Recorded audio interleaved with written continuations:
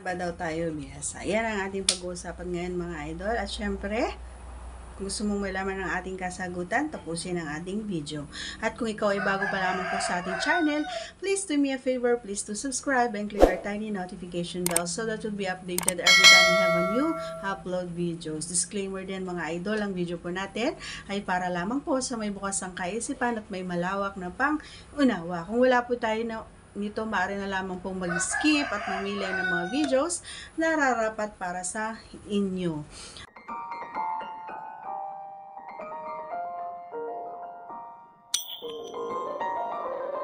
Ayan. So, saan nga ba, mga idol? Actually, nasabi ko na ito pero may nagtanong kasi ulit. So, shout out sa iyo, idol. Maraming salamat sa iyong katanungan. Once again, ito yung ating kasagutan. Ang talagang ko, idol, no, na masasabi ko na may enjoy din niya, ay ito ako yung nasa taas. And sa kanya naman, yung nasa likod ko siya. So, yun yung mga bihasa niya at yun din yung bihasa ko. Alam mo kung bakit ko nasabi na doon ako okay, doon ako magaling? Kasi nga, alam ko sa sarili ko na doon ko lang din siya doon ko na ilalabas, kumbaga, yung alam mo yun, yung energy. Doon ko talaga na ilalabas at doon ko nararamdaman yung saya, doon ko nararamdaman na talagang salamat natapos ako. Doon talaga, doon natatapos at doon gumagaan.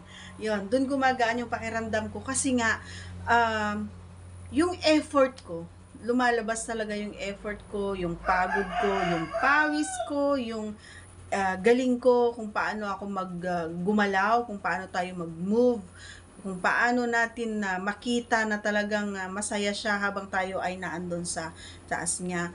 And alam mo yun, yung nararamdaman ko na na-appreciate niya habang tayo ay naandun sa taas. Alam mo yun, and habang tayo ay nakahawak dito niya, na nagtatrabaho sa taas niya, and pinagmamasdan niya tayo, or else so sobrang ine-enjoy niya yung ginagawa ko doon sa taas, doon sa, or sa ibabaw, ay syempre, hindi mo maiwasan yun. Kahit sino naman kahit ako, pumipikit ako Yun, pumipikit siya. And syempre, kapag narinig niya or may sinabi ako na gawin niya sa akin, yun, dumidilat naman siya. And tinitingnan niya ako na talaga naman. Alam yung titig na talagang, kahit di siya magsalita, sinasabi niya na ang galing ko, na ang happy siya, ang sarap ko, ganon.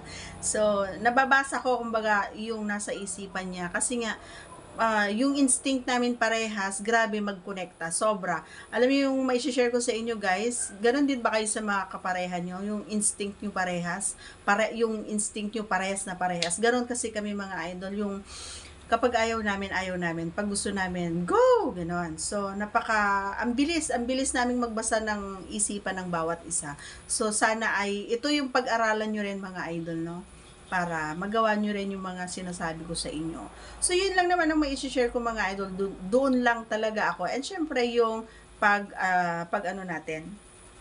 pagbaba natin yung subo-subo time. Yun, ganon. Doon lang tayo sa dalawa na yun, bihasa. Okay? So, sana nagustuhan mo ang ating pinag-usapan. Once again, if you are not yet connected, please do subscribe and click our tiny notification bell so that you'll be updated every time we have a new upload video. See you again on our next vlog, mga idol. Bye-bye! Thank you for watching!